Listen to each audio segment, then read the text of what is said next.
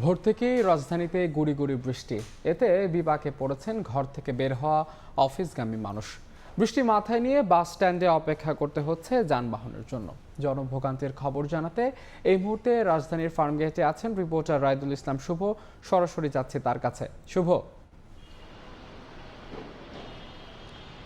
গতরাত থেকে গুড়ি গুড়ি বৃষ্টি শুরু হয়। সকাল থেকে আমরা লক্ষ্য করতে পেরেছি রাজধানীর বাসের অনেকটা ভোগান্তিতে পড়তে হয়েছে, বিশেষ করে স্কুলগামী এবং অফিসগামী যে সকল যাত্রীরা ছিলেন তাদের গন্তব্যে যাওয়ার জন্য পর্যাপ্ত পরিমাণের যানবাহন না পাওয়া এবং ঠিক গাড়ির জন্য অপেক্ষা করা, বৃষ্টিতে ভিজে ভিজে অফিস করতে যাওয়া বা স্কুলের উদ্দেশ্যে রওনা হওয়াতে কিন্তু আমরা দেখেছি যারা ছোট ছোট শিক্ষার্থী রয়েছে বা যারা অফিসগামী গিয়েছে অনেকটা ভিজে যেতেই আমরা কিন্তু লক্ষ্য করেছি এবং বাসের জন্য তারা কিন্তু দীর্ঘ সময় ধরে অপেক্ষা করতে আমরা সকাল থেকে লক্ষ্য করছি। আমরা জানি যে গত কাল থেকে কিন্তু সারা দেশে বিভিন্ন জায়গাতে গুড়ি বৃষ্টি শুরু হচ্ছে। আবহাওয়া দপ্তর যে বিষয়টি জানিয়েছে যে এই বৃষ্টি আগামী 5 তারিখ পর্যন্ত চলার সম্ভাবনার কথা জানানো হয়েছে এবং এতে করে আমরা দেখেছি যে মুষলধারায় বৃষ্টি না হলেও যে গুঁড়ি গুঁড়ি যে বৃষ্টিটি হচ্ছে, এই বৃষ্টির কারণে আমরা দেখতে পেয়েছি বিশেষ করে প্রতিবারই বৃষ্টি হলে যে একটু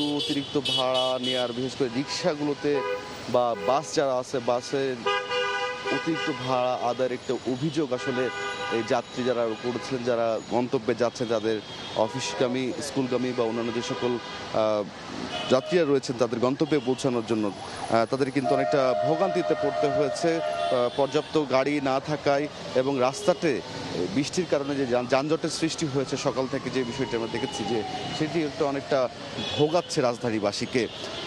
আমরা জানি যে এখন 8:30 প্রায় বেজে গেছে। 9টা থেকে বিশেষ করে সরকারি বেসরকারি যে সকল অফিস আদালতগুলো শুরু হওয়ার কথা সেটি শুরু হবে।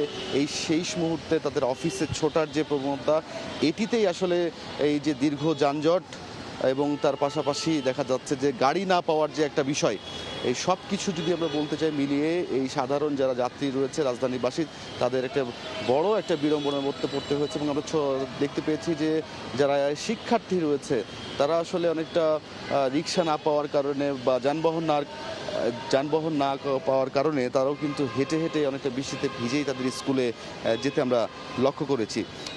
যে বিষয়টি বলছিলাম যে এই যে বৈরী আবহাওয়া সেটি কিন্তু আগামী 5 তারিখ পর্যন্ত চলবে বলে জানিয়েছেন আবহাওয়া দপ্তর। আর সব কিছু মিলিয়ে যদি বলতে চাই, সকাল থেকে যেহেতু এই বৃষ্টি, গত রাত থেকে যে বৃষ্টি শুরু হয়েছে সেটি অনেকটা ভোগান্তির কারণ হয়ে দাঁড়িয়েছে নগরবাসীর জন্য।